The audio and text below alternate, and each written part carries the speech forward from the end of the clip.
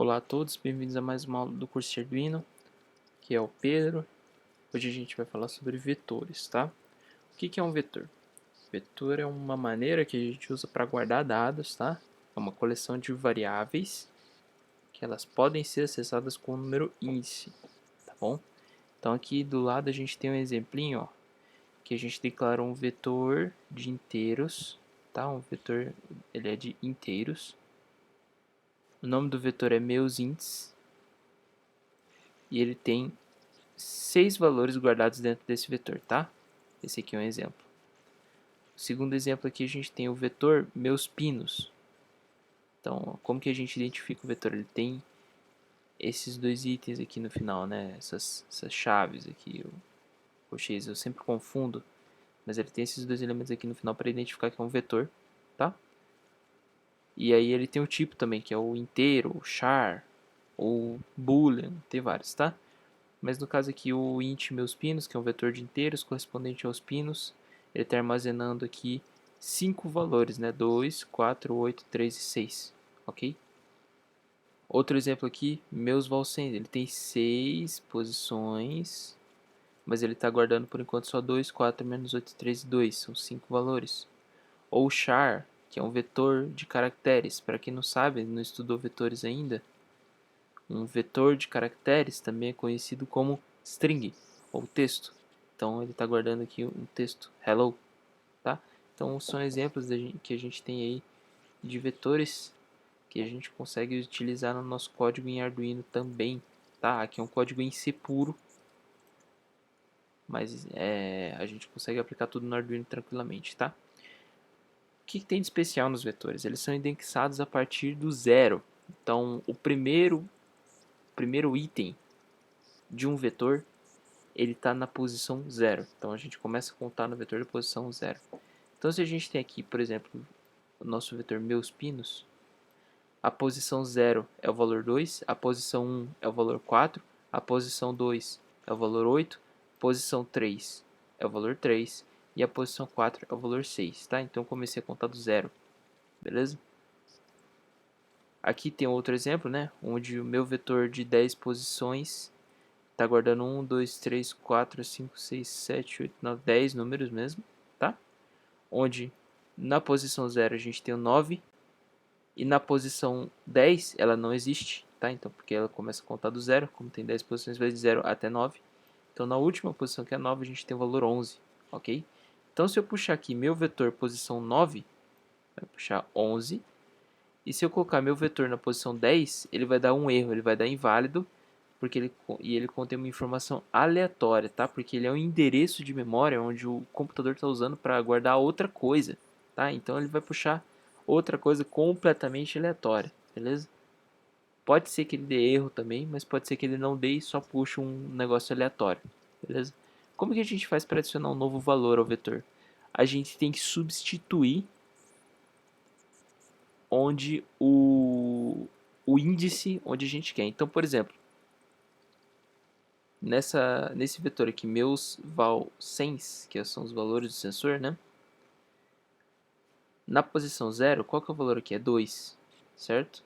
2 aqui. O que a gente pode fazer aqui para substituir esse 2? O que está sendo feito aqui, ó, é que na posição inicial, na posição 0, está recebendo 10. Então, no lugar do 2, vai entrar o número 10, tá? Vai ser substituído. E como que a gente faz para ler o valor de um vetor? A gente pega uma variável, tá? Nesse caso aqui é uma variável que vai armazenar o que contém meus valcens, tá? Ele tá aqui mais sem os vals, porque tá em inglês, mas é do mesmo vetor ali de cima, tá? Meus valcens na posição 4. O que tem na posição 4 aqui? O que você acha que a variável x vai armazenar? É a posição 4 de meus valcens. Vamos olhar lá onde que tá? Posição 0, 1, 2, 3, 4. Então o x vai armazenar 2, tá? Porque é na posição 4, ok? E para a gente imprimir, por exemplo, a gente pode utilizar o print normalmente, tá? Aquele lá, o system print. E aí lá dentro a gente coloca uma variável nossa, tá? A gente pode colocar aqui meus valcens de 0. ele imprime 10 pra gente, tá? Então a gente consegue fazer tudo isso aí com vetores, tá? Por que que é útil? Dependendo da situação, a gente precisa de grandes quantidades de se armazenar dados. Então, nesse ponto, o vetor acaba sendo mais útil. Eu não sei se vocês viram ainda em Prog 1 exercícios em que vocês têm que utilizar vetores ou listas. Em Python eles chamam de listas porque é um pouquinho diferente. Mas em Python vocês usam listas para poder fazer a resolução desses problemas, né? E dá para aplicar a mesma lógica de resolução de problemas utilizando os vetores aí na linguagem do Arduino, tá? Aqui tem um outro exemplo. Foi usado aqui um Arduino com 6 LEDs conectados, tá?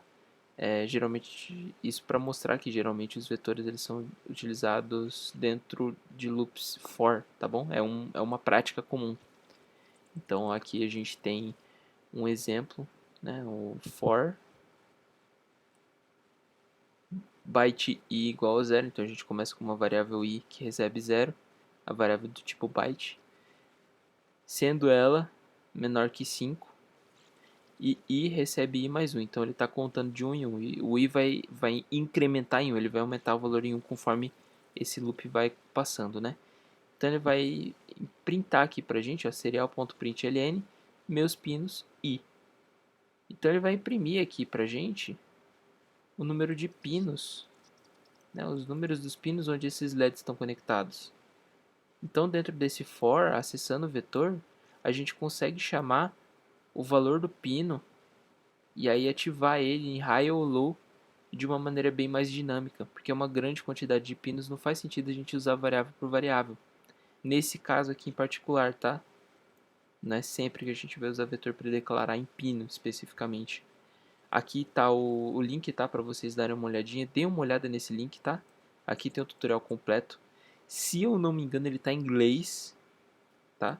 Mas se vocês tiverem alguma dúvida, tem o grupo do WhatsApp para isso aí, beleza? Então, é isso aí. Vou ficando por aqui. Vamos passar para a próxima aula. A gente se vê. Tchau, tchau. Ah, é. Volta aqui. Bom, aqui tem um exemplo, tá? De como que era em Python e como que é agora no C do Arduino. Aqui você declara um vetor em Python. Ele é bem menor, né? Então tem aqui uma função main. O meu vetor ele recebe 1, 2, 3, 4 e 5. São 5 elementos. Posição 0, número 1. Posição 4, que é a última posição, número 5. E a gente tem o for i, que é para o i no alcance de 0 até 5, ou seja, ele vai de 0 até 4, né? Porque o range ele vai menos 1 aqui. Ele vai só printar o valor dos elementos. Copiem esse código aí e vejam o que acontece. Vejam o que acontece.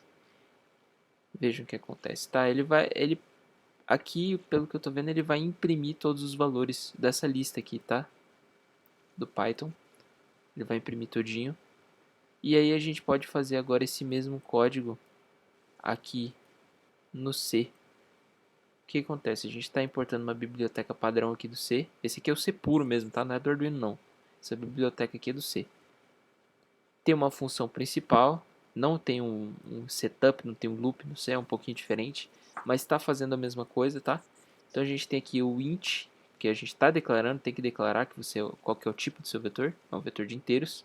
Meu vetor, estou identificando aqui com os operadores de vetor. Reparem que no Python não tinha isso, não tem nada aqui. E aí eu estou colocando os mesmos valores, 1, 2, 3, 4 e 5, tá? E aí no for eu vou fazer a mesma coisa, com i igual a 0, i menor que 5, i mais mais. É a mesma condição, só muda um pouquinho o jeito de escrever. E aí ele vai imprimir todos os elementos do vetor, tá? Ele faz a mesma coisa, exatamente a mesma coisa. Recomendo que vocês testem aí a versão em Python de vocês, tá? Que a gente vai testar mais pra frente a versão em C com o Arduino, beleza? Então era isso que eu tinha para mostrar para vocês. A gente se vê na próxima aula com divisor de tensão resistivo. Até logo!